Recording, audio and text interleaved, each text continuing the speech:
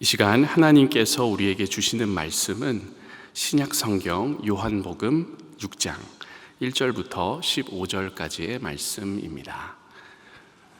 요한복음 6장 1절로 15절까지의 말씀을 제가 받들어 읽겠습니다.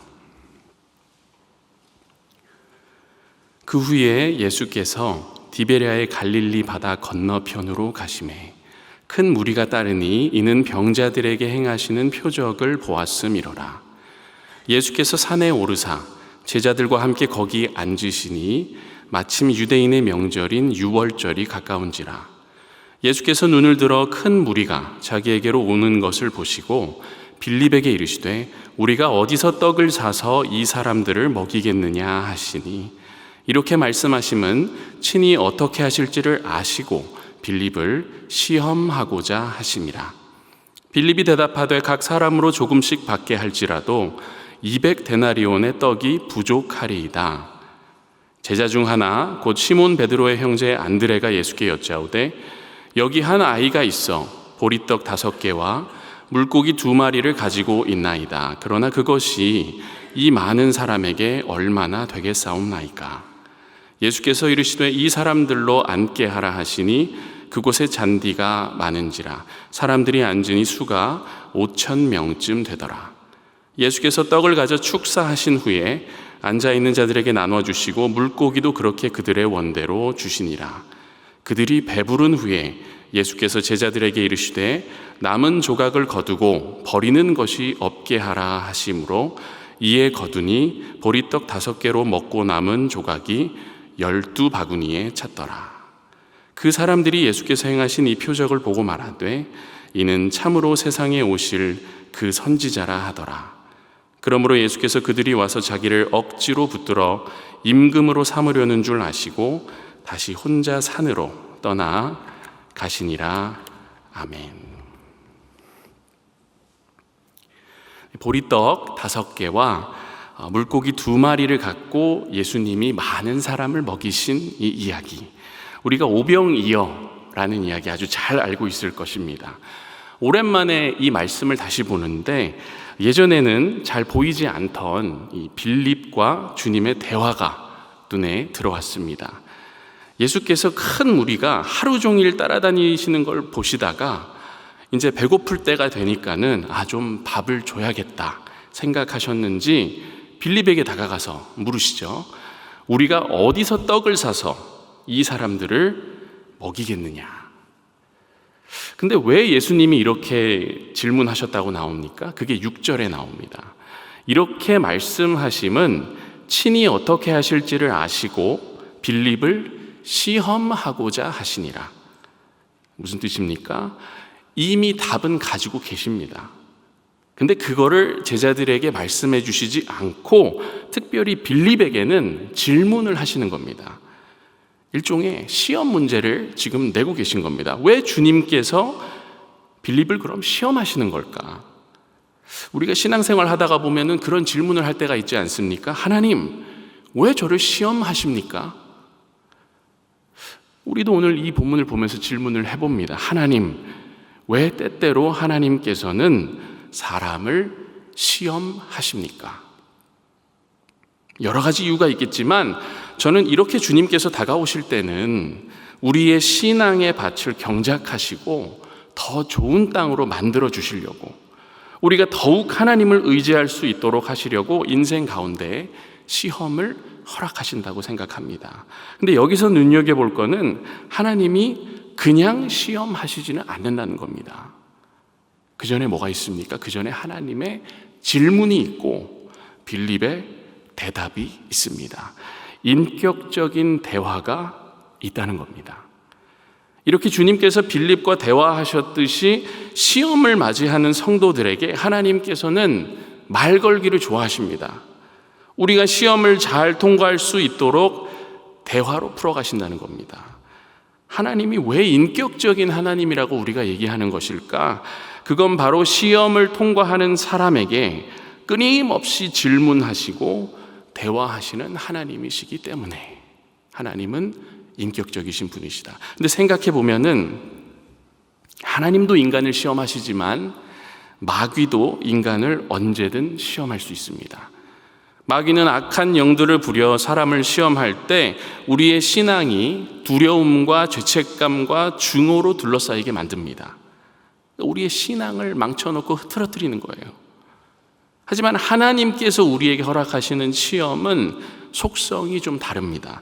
하나님이 주시는 시험, 그 테스트는 우리를 더욱 단단하게 만들어주고 하나님과 더욱 대화 가운데 가까워지도록 만들어준다면, 이 마귀의 시험은, 그 템테이션은 우리를 절망의 늪에 빠뜨리죠. 하나님과의 대화를 끊어버리고 하나님과 멀어지게 만든다는 겁니다. 이 둘을 우리가 잘 분별하며 가야겠죠. 좀 정리를 해보면, 시험을 잘 통과하는 신앙인들은 그럼 어떤 사람들일까? 마귀가 와서 아무리 방해를 해도 하나님과 대화하면서 주님의 질문에 차근차근 대답하면서 시험을 이겨내는 성숙한 그리스도인이겠습니다. 내가 지금 시험을 당하고 있구나 라는 생각이 들 때 하나님 앞에 나와 하나님과 대화하는 것, 이것이 영적 지혜라 할 수 있겠습니다. 우리 다시 본문으로 돌아와서, 그런 의미에서 하나님은 지금 빌립과 인격적으로 대화를 하기를 원하시는 거예요. 그리고 답을 이미 알고 계시기 때문에 빌립이 어디 가게에 가서 음식을 다 사오지 않아도 된다는 걸 지금 가르쳐주고 싶으신 겁니다. 때때로 하나님께서는 우리 앞에 이렇게 시험을 딱 떨어뜨려 놓으시고 그걸 해결하는 방법이 세상에서 사용하는 일반적인 방법이 아니라는 걸 보여주시는 분이세요. 빌립이 단번에 뭐라고 대답을 합니까? 이렇게 대답을 해요. 주님, 조금씩 나눠줘도 200데나리온의 떡이 부족한데요. 그러니까 먹을 걸 사와야 되는 것 같은데 돈이 부족하다고 얘기하는 겁니다. 지금 눈앞에 이 잔디에 사람이 어마어마하게 앉아 있거든요. 5,000명이면요. 상상이 되십니까? 사람은 많고 돈은 모자라고, 현실적인 눈으로 보면은 오늘 여기 있는 사람들 거의 다 밥을 못 먹는 거거든요. 지금 누가 봐도 그런 상황이고, 빌립이 하는 말은 너무 상식적인 대답이라는 거죠. 근데 바로 여기에 주님의 가르침이 있습니다. 빌립을 시험하시는 이유가 바로 이 포인트인 거예요. 네가 가지고 있는 상식과 이성의 판단이 너무나도 당연하지만 나의 방법은 때로는 그것과 다르다. 이게 첫 번째 중요한 레슨입니다. 우리가 갖고 있는 상식과 이성의 판단이 당연해도 주님의 방법은 때로는 그것과 너무나도 다르게 펼쳐진다. 세상은 상식과 이성을 당연시하고 신앙인들 또한 이 세상의 흐름에 맞춰서 살다가 보면 당연히 이 말이 맞다고 생각을 합니다. 그러나 때로는 성령께서는 그런 우리의 삶에 침투하시어 우리가 참된 신앙의 눈, 영적인 안목, 영안을 갖고 살 수 있도록 우리를 테스트하시는 겁니다. 세상은 팩트를 달라고 합니다. 그래서 신박한 지식을 누구나 다 좋아합니다. 근데 주님은 그것 이면에 있는 거룩한 상상력을 우리에게 요구하실 때가 있다는 것. 인간적인 관점으로 계산하고 우리가 쉽게 절망하기보다는 하나님과 함께 상황을 바라보는 연습을 할 수 있도록 지금 빌립, 사랑하는 이 제자 한 사람을 1:1 지도를 하고 계신 겁니다. 보세요, 여러분. 예수님은 그날 단순히 많은 사람을 먹이고 계신 것이 지금 아닙니다. 5,000명을 먹이심과 동시에 그의 사랑하는 제자 12에게는 너무나도 중요한 영적인 양식을 먹이고 있는 겁니다. 그리고 그 모든 일을 행하시기 전에, 이 놀라운 오병이어의 이적을 베푸시기 전에 빌립이랑 안드레랑은 대화를 하시고 질문도 하시고 이거를 잘 이해할 수 있도록 끌고 가시는 거예요. 우리에게 인격적으로 물으시는 주님. 그러니까 이렇게 한번 생각을 해보세요. 우리가 인생에서 만나는 크고 작은 장애물들이 하루에도 여러 개가 있습니다. 시험이라고 느껴지는 것들은 우리가 어떻게 합니까? 불편해합니다. 시험 당하고 싶지 않죠. 하나님 앞에서 왜 나를 시험하십니까? 항의하고 따지고 화내고, 그럴 게 아니라 하나님께서 가만히 생각할 시간을 나에게 주시는구나. 그리고 잠깐 내가 멈춰서 이게 하나님과 대화를 좀 하라는 사인이구나.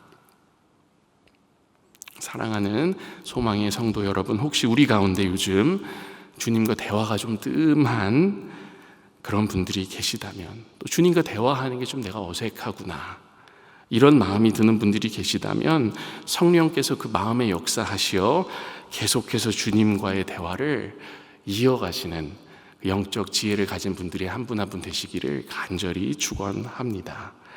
다음으로 함께 주목하고 싶은 포인트는요, 바로 한 아이가 가져온 이 도시락, 보리떡 5개와 물고기 2마리를 우리 주님이 사용하신다는 겁니다. 곧 주님은 우리가 가져오는 아주 작은 것에도 깊은 관심을 갖고 계신다는 거죠. 한 아이가 아침에 설레는 마음으로 일어났습니다. 예수님을 보러 가는 날이에요. 오늘은 예수님이라는 분 만나러 가야겠다. 아이의 어머니가 아침부터 설치니까 묻습니다. 너 어디 가려고 그러니? 너 점심은 어떻게 하려고 그러니? 먹을 것 좀 사줄까? 아이는 들은 척도 안 합니다. 어머니는 작은 도시락 상자를 꺼내서 떡 5덩이랑 물고기 2마리를 이렇게 넣어줍니다. 이 떡덩이들은 고급스러운 것들이 아니었습니다. 그 당시 가장 값싼 이 보리로 만든 떡이었습니다. 물고기도 연어나 참치 이런 게 아니라 절인 정어리 종류였을 가능성이 큽니다. 아무튼 엄마가 뭘 이렇게 싸줬습니다. 그러니까 아이는 뭐 귀찮게 이런 걸 챙겨주나 생각하면서 들고 투덜거리면서 집을 나오는 거예요.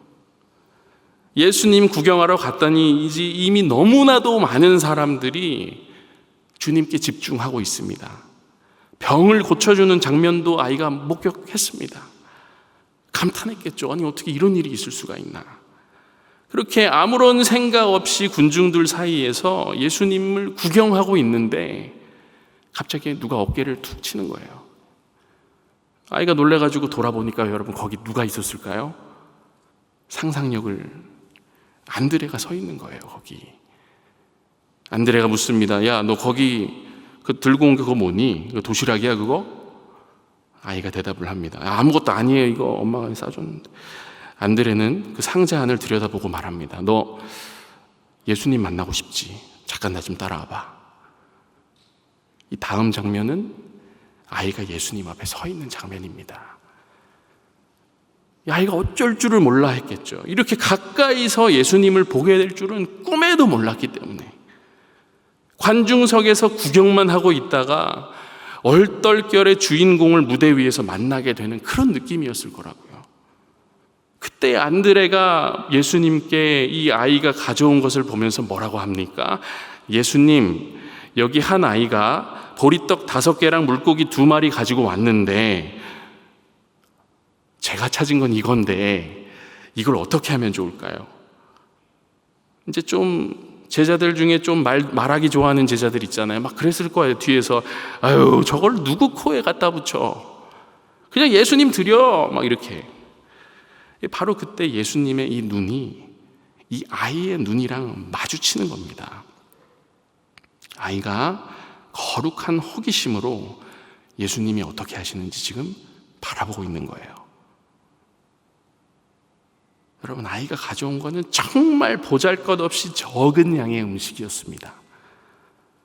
그런데 그 아이의 기대하는 눈빛과 그 아이를 찾아내서 예수님 앞으로 데리고 온 제자 안드레의 이 기특함을 예수님은 결코 무시하지 않으십니다.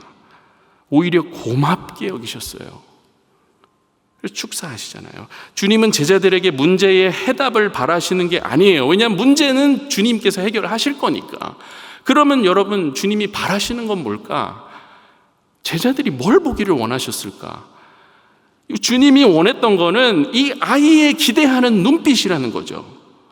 그리고 자신의 소박한 도시락을 드리고자 하는 이 마음, 주님이 원하시는 게 이거라는 겁니다. 언제나 여러분, 기적이라는 거는 작은 것에서 시작되는 것 아니겠습니까? 자, 그럼 이 장면을 우리의 신앙이랑 연결시켜 보자고요. 우리가 신앙생활 하다가 어려움을 만나면 그것에 대한 해결책을 우리가 주님 앞에 가져오려고 하지는 않는지 이거를 한번 잘 생각해 보시기 바랍니다. 왜요? 문제의 해결은 주님께서 하시는 것이기 때문에. 그렇다면 주님께서 우리에게 바라시는 건요, 마치 한 아이가 주님 앞에 서서 내가 가진 이 보잘것없는 도시락 하나 드리고 이거를 뭘 하실 수 있을까 하는 이 눈빛으로 쳐다보면서 기대하는 것 같이 우리가 그렇게 주님을 의지하고 주님이 하실 일을 기대하기를 바라고 계신다는 겁니다. 우리가 가진 작은 것이 주님의 손 안에서는 이게 놀라운 것이 될 수 있다. 그러니까 해결책이 없다고 우리가 낙심할 게 아니라 내 마음과 상황을 그대로 드리고 있는 모습 그대로 의지하는 것. 주님이 작은 게 뭐 어떻게 도움이 되겠습니까? 주님, 저같이 이렇게 보잘것없는 사람이 누구에게 도움이 되겠습니까? 근데 기적이 바로 거기서부터 시작된다는 겁니다. 이것을 우리가 오늘 본문에서 배울 수 있는 것입니다. 이게 두 번째 레슨이라 할 수 있겠습니다. 다음으로 세 번째, 오늘 말씀에서 참 중요하다고 여겨지는 것은 바로 주님은 섬기는 자들의 손길을 결코 간과하지 않으신다는 겁니다. 섬기는 자들의 손길을 결코 간과하지 않으신다. 저는 오병이어 이 장면을 상상할 때마다 이런 생각을 합니다. 제자들만 저는 생각이 나요. 12명의 이 제자들이 그날 뭘 하고 있습니까? 일단은 엄청나게 넓은 공간에 있는 질서 없는 이 불특정 다수의 수천 명의 사람들을 제자들이 어떻게 합니까? 줄 세워야 돼요. 밥 줘야 되니까. 줄 세우고 또 그거 잘 먹는지 지도하고 자리로 안내해주고 여기 이쪽 잔디가 좀 비었는데요. 또 주님이 뭐라고 하시면 가가지고 또 순종하고 여러모로 이 섬기는 하루 종일 섬기면서 이게 얼마나 힘들었을까. 기적이 일어난 거는 둘째치고 이 많은 사람들을 이 잘 먹이는 것이 이게 보통 일이 아니었겠다 이런 생각이 듭니다. 제가 이전 교회에서는 청년부 담당 목사였습니다. 2개의 아주 큰 행사를 연달아 한 적이 있는데 선교팀을 후원하기 위한 바자회를 했고요. 근데 얼마 안 있다가 어버이 주일이 돼서 어르신들을 섬기기 위한 경로 잔치를 청년들이 정말 온 힘을 모아가지고 진행했었는데 이 두 행사가 끝나니까 너무 힘들었나 봐요. 잠깐 교회에 안 나오는 청년들이 생길 정도로 힘든 행사들이었습니다. 일이 너무 많았던 거죠. 몇천 명은 아니었죠. 몇천 명은 아니었는데 몇백 명을 섬기기 위한 행사인데도 그걸 청년들이 20대, 30대 청년들이 감당하고 나니까 녹초가 되는 겁니다.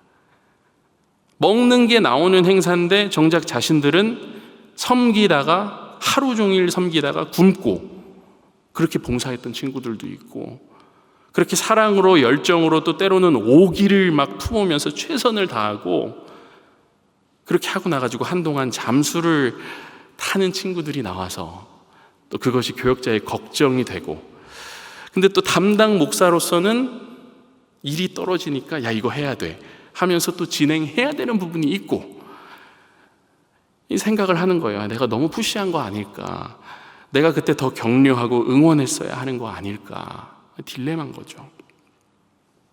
하고 싶은 말은 이 먹이고 섬기는 이 손길, 이게 정말 너무나도 어렵다는 것을 교회에서 생활하다 보면 느끼게 된다는 거죠.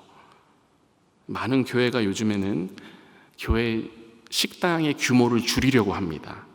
그래서 주일에 밥을 주는 교회가 점점 사라지고 있어요. 새롭게 시작하는 교회들은 대부분 식당을 짓지 않습니다. 봉사할 인원 자체가 없고 주방은 손이 너무나도 많이 가는 곳이기 때문에 처음부터 식당을 아예 최소화해서 짓거나 안 짓고 간단한 음식을 시켜가지고 주문해서 먹는 교회가 점점점 많아지고 있습니다. 왜요? 사람들 먹이는 게 쉬운 게 아니라는 거죠. 자, 그러니까 그날 제자들을 다시 한 번만 떠올려 봅시다. 제자들 몇 명입니까? 12명이잖아요. 수천 명을 섬기고 먹인 이 엄청나게 길고 고된 하루가 지나고 저녁이 벌써 된 거예요. 얼마나 피곤했을까. 줄 세우고 분배하고 자리 잡고 예수님 주변 정리 도와드리고 질서 잡아주고 싸우지 않도록 안내해주고 등등 너무 분주해서 밥을 못 먹었을 수도 있겠다. 다 끝나고 힘들었겠다. 그렇게 하루가 마무리되어 가는데 그 순간에 주님이 한마디 더 하시는 거예요. 뭐라고 하십니까? 남은 조각을 거두고 버리는 것이 없게 하라. 이게 엄청난 말씀인 거죠. 그 당시 유대 풍속을 따르면 어떤 큰 식사 자리가 있거나 잔치가 있은 후에 음식이 남으면 어떻게 합니까? 그 음식은 그 시간에 봉사한 섬기미들에게 그 음식이 돌아갔다고 합니다. 예수님이 이 풍속을 따랐는지 안 따랐는지는 우리가 오늘 정확히 몰라요. 그런데 정확히 몇 바구니가 남았다고 합니까? 답이 나와 있죠, 본문에. 제가 13절을 생각 안 나시는 것 같아요. 표정이 지금 다 아무도 생각이 안 나시는 것 같아서 13절 한 번 더 읽어드리겠습니다. 이에 거두니 보리떡 5개로 먹고 남은 조각이 12바구니에 찼더라. 이렇게 나옵니다. 몇 바구니요? 12바구니. 여러분, 여기는 엄청 놀라셔야 되는 포인트예요. 주님이 이게 일하시는 방식입니다. 주님은 남는 것까지 정확하게 신경을 쓰시는 거예요. 뭐가 더 기적입니까? 모두가 그날 음식을 먹은 것이 기적입니까? 아니면 정확히 12바구니의 음식을 남긴 것이 기적입니까? 저는 아직 물음표예요. 예수님이 하루 종일 고생한 제자들을 빈손으로 내버려 두지 않으신 게 바로 기적이라는 겁니다. 제자들 한 명 한 명이 여러분 상상해 보세요. 바구니 하나씩 들고 예수님께 돌아오는 이 장면, 이게 얼마나 은혜가 됩니까? 5,000명 이상 되는 사람들을 먹이는 것도 중요했지만 12명의 제자들을 결코 잊지 않으시는 주님의 손길. 사랑하는 여러분, 주님이 얼마나 하루하루를 완벽하게 그분을 따르는 자들과 또 특별히 그분의 제자들을 영적으로 또 육적으로 먹이시는지, 이건 너무나도 놀라운 일입니다. 그날 남은 음식을 다 모았더니 12광주리가 되는 걸 보고 제자들의 표정이 어땠을까요? 작은 도시락통에 들었던 그 요만한 음식이 5,000명보다 훨씬 많은 숫자를 먹였고 남은 음식이 12광주리에 담겼다. 남은 것일까요? 아니면 주님이 정확히 분배한 것일까요?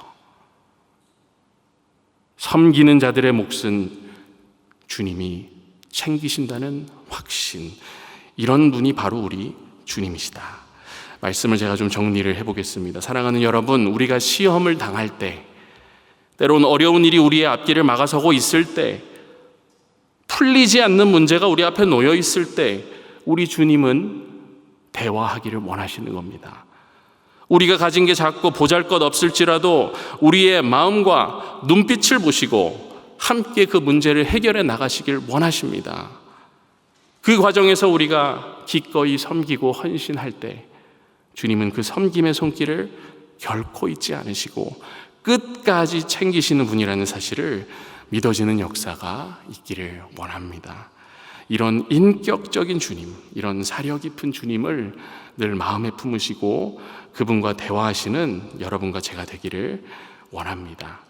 마지막으로 15절 말씀을 제가 한번 더 읽어드리겠습니다.